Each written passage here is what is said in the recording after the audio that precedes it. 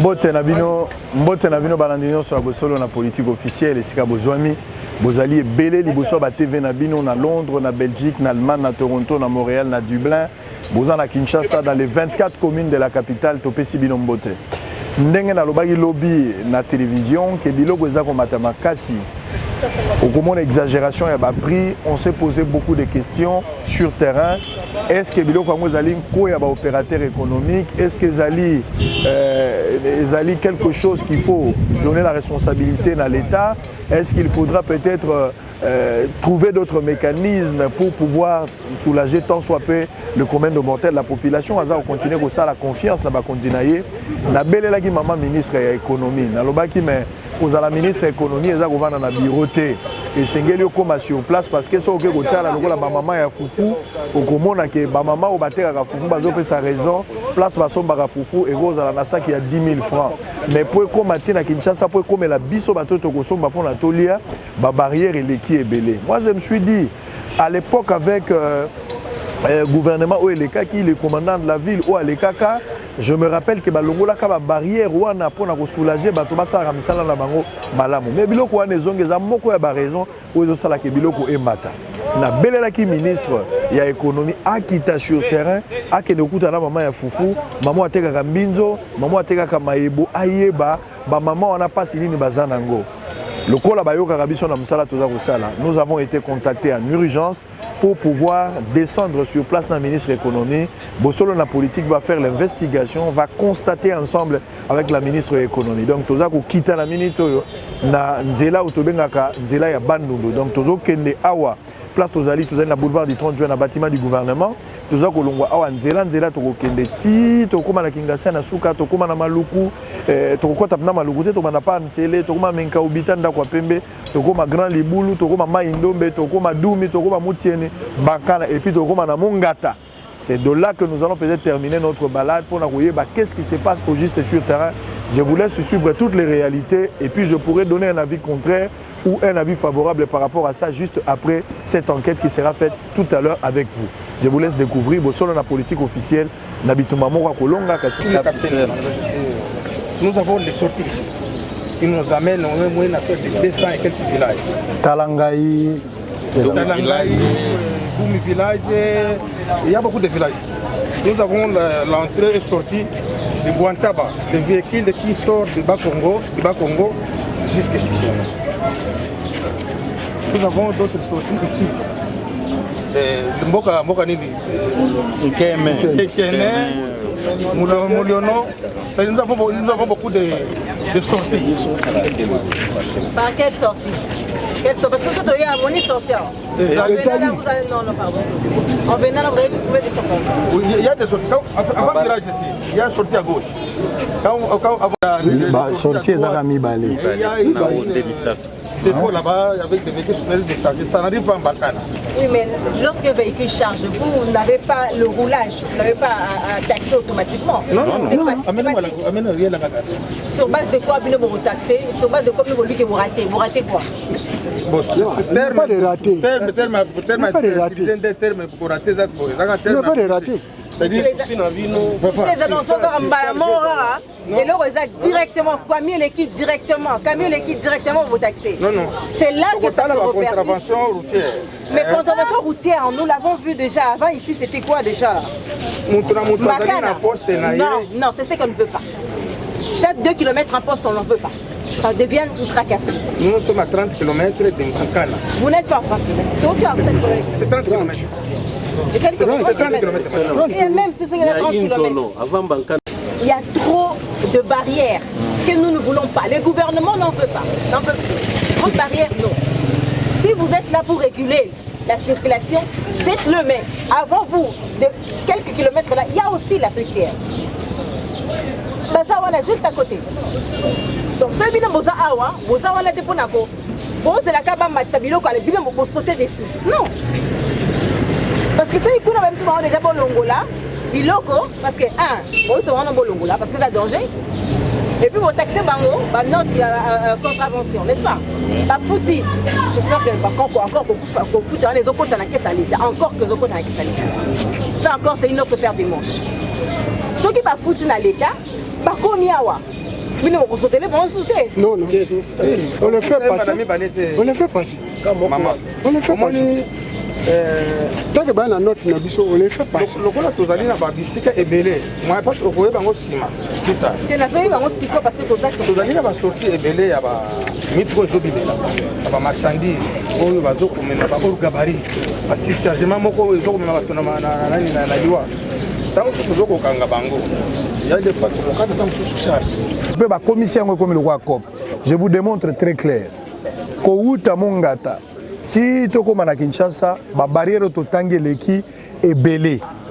Il y a lieu à la barrière kaka mibale. Barrière ya entrée na barrière ya sortie. Ba onyo sotana ngo besoin te. Pona nini na entrée, so muta koti na entrée a futi tax na ye. Ta muta zo bima na sortie, ba sali contrôle. Ya preuve ya futaki.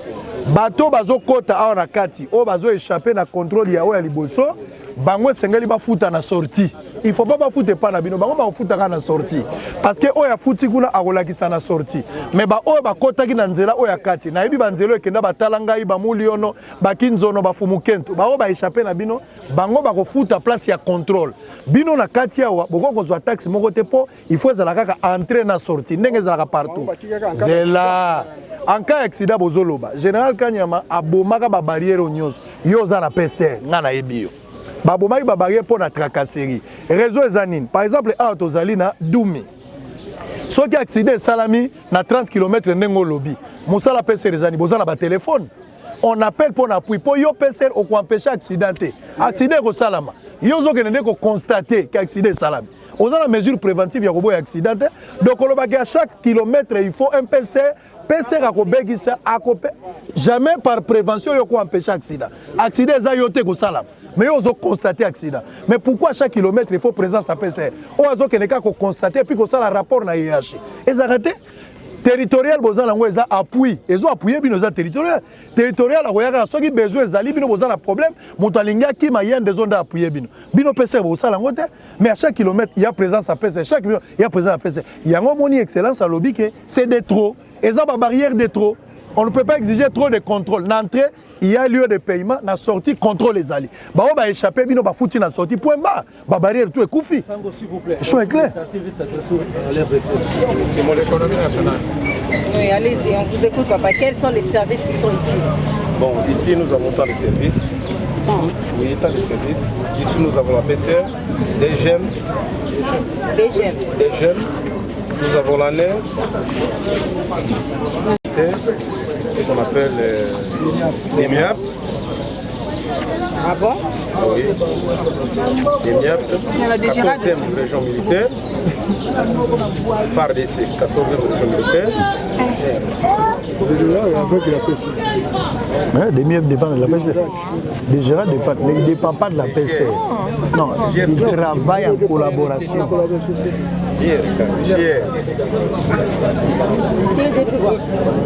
TD, c'est les renseignements. TD, c'est les renseignements, mais FARDC. Oui. Oui. Oui, mais TD, il a parlé de TD. TD, c'est ça le renseignement, c'est un service de renseignement. Ça, c'est l'ANER alors? Non, l'ANER, Moussoussou, TD, Moussoussou. Demiab Moussoussou, TD Moussoussou, ANER Moussoussou. Il y a un FARDC, mais il y a une administration différente. Oui, oui. Pourquoi ici? Toutes les gérants distincts? Bon, 14e région militaire, ANER, JR, TD. Les TD là sont ici pour les renseignements. C'est sur les agents non apparents. On a demandé tous les services. Pardon? Non, non, non, non, non. Monsieur.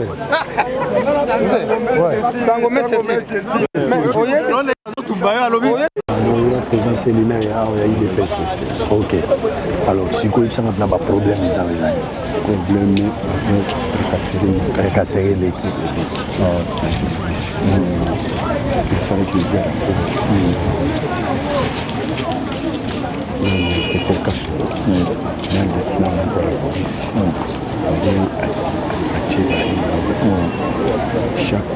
chaque camion, Makala 40.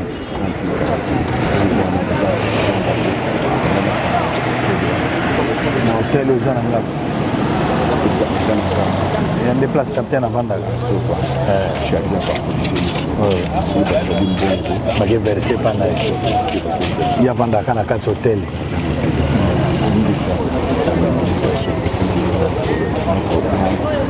La police. Ok.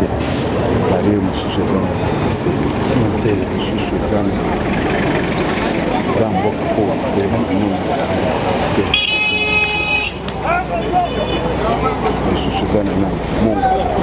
Munga tana uti munga ta bakinzono wala nyosa uti kutala ndesuka pour les cas on est au couloir de la mort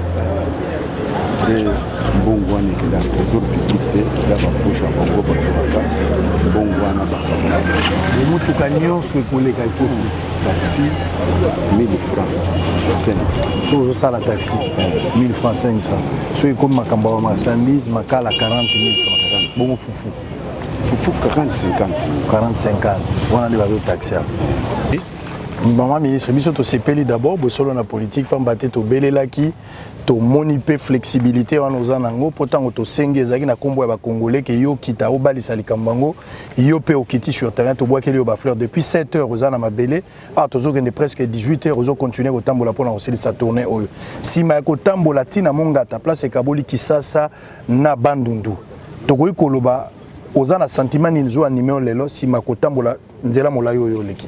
Et là, on a tout à l'heure, c'est un sentiment de révolte, hein? Un sentiment de révolte, un sentiment de tristesse en même temps.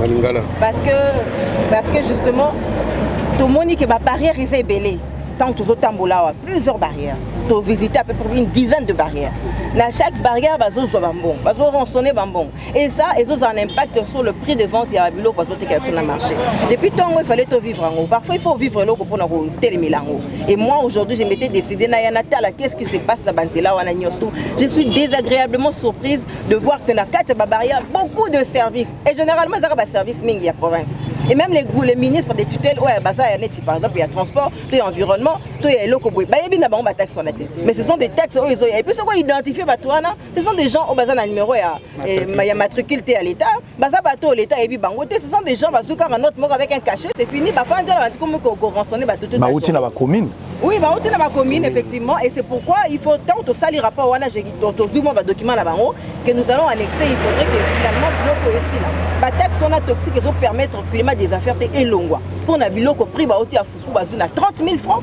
Mais comment on peut vendre un sac de foufou à 200 000 francs? C'est impossible. Et tout ça, ce sont des taxes qui sont répertoriées là-bas. Il y a chemin, il y a transport. Donc il faut qu'ici là.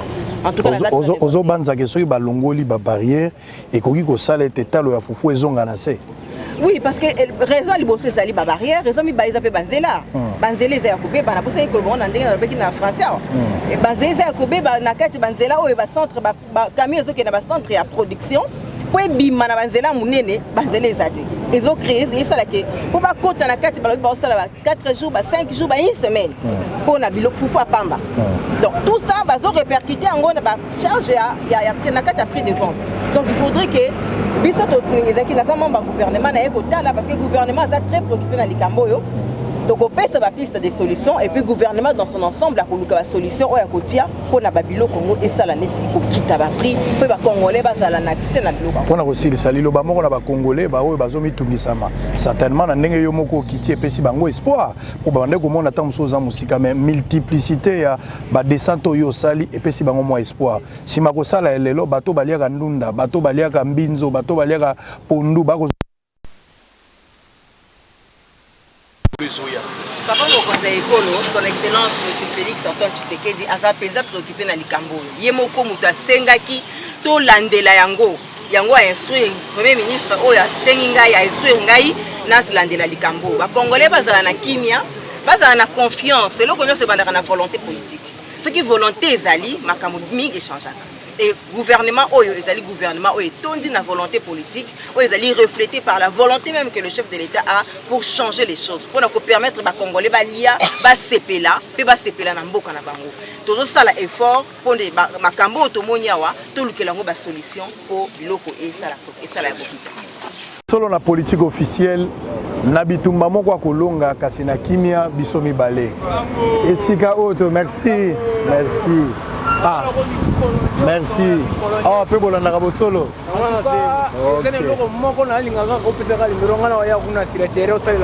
081. Zoa numéro na ngai. 081 355 55 26 32 32. Okay. Merci, ça va? Oui, ça va bien. Vous suivez aussi vos sons en politique? Oh, en tout cas, chaque jour. Merci beaucoup. Chaque matin, on y entre politique. Ouais. Nalanda ko papa décédé ko yé fana mais quand on fana ko la ya. Merci. Vraiment chef aussi un moyen décédé interview quoi les problèmes du dossier de Ngakati parce que il y a des conflits là-bas entre les deux chefs, les deux groupements je peux dire. Entre les groupements Ngakati et mon chef Moukani et aussi le groupement Ngakati chef Moudi Ferdinand. Veuillez un peu se saisir cette information là. On va arranger ça. Bon.